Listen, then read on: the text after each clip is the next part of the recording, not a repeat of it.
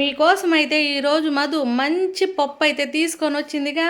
ఆ పప్పు ఎలా ఉందంటే తింటూ ఉంటే లొట్టలేసుకుంటూ తినాలి అనిపించేటట్టు కాంబినేషన్లో తెచ్చిందిలే. ఇప్పుడు పెసరపప్పు తీసుకొని మంచిగా కడిగి దాంట్లోకి జీలకర్ర, కరివేపాకు, పచ్చిదే వేయండి. ఇప్పుడైతే చిర్రాకు, చుక్కాకు, ఒక ఎర్రగడ్డ తీసుకున్న తర్వాత టమోటాలు తీసుకోండి. ఎండుమిరపకాయలు, పచ్చిమిరపకాయలు కంపల్సరీ అండి. దేని టేస్ట్ దానికి ఉంటుంది కాబట్టి ఇవి కూడా చూపించినట్లుగానే తీసుకోండి. వీటిలన్నిటిని మంచిగా కట్ చేసి ఒకదాని తర్వాత ఒకటి దాంట్లోకి యాడ్ చేసుకున్నారనుకోండి, పప్పు అంటే ఇష్టం లేని వాళ్ళకి ఇలాగ చేసినామంటే కమ్మటి రుచిగా ఉంటుంది కదా. తింటూ ఉంటే ఇంక 2 ముద్దలు తిను అన్నట్టు ఉంటుంది కదా. ఏమంటారు? ఈ లెక్కన కాంబినేషన్లో చేసినామంటే అదిరిపోతుంది కదా. నోట్లో లొట్టలేసుకుంటూ తినొచ్చు. చపాతీకి అయితే నైస్ కాంబినేషన్ అండి. ఇందాక తీసుకున్న అన్నిటిని బాగా కడిగి ఇలాగ యాడ్ చేసుకోండి. మన చుక్కాకి, చిర్రాకుకి, చుక్కాకులో ఏంటంటే పులుపు ఉంటుంది కాబట్టి కొంచెం చింతపండు వేసుకోండి.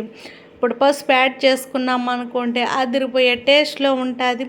మళ్ళీ మళ్ళీ మీ ఇంట్లో వాళ్ళు ఆకుకూర ఇష్టం లేదు అన్న వాళ్ళు ఇలాగ తయారు చేసినామంటే లొట్టలు వేసుకుంటూ తింటారు కదా. ఇప్పుడు చూడండి, మన కుక్కర్లో విజిల్ గట్రా వేసినామంటే టేస్ట్ పోతుంది. అందుకోసం ఏంటంటే కుక్కరే తీసుకున్నా, అయినా కూడా దాన్ని ఏం చేసినానంటే విజిల్ లేకుండా కుక్ చేశాను. దీంట్లోకి ఉప్పు అయితే ఒక రోంత వేసుకోండి. కళ్ళు ఉప్పు అయితే ఇంకా టేస్ట్గా ఉంటుందిగా. ఇప్పుడు దీన్ని మనం మెదపాల్సిన అవసరం లే, ఎందుకంటే అదే మెత్తగా చుక్కాకు కాబట్టి కొంచెం లైట్గా మెదుపుకొని ఇప్పుడు పోపు కోసం ఏంటంటే పోపు దినుసులు, కరివేపాకు, జీలకర్ర, ఆవాలు, ఎండుమిరపకాయలు వీటిలన్నిటిని ఒకదాని తర్వాత ఒకటి వేసుకున్నామంటే పోపు ఎప్పుడు కూడా యాగనియండి. యాగనిచ్చిన తర్వాతే మంచి టేస్ట్గా ఉంటుంది.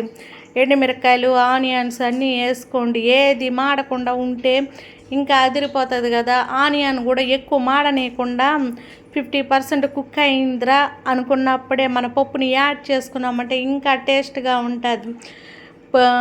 పోపు ఎక్కువ మాడనీయకుండా ఎర్రగడ్డని నల్లగా మాడేటట్టు కాకుండా ఇలా చేసుకున్నామంటే లొట్టలు వేసుకుంటూ తినొచ్చుగా.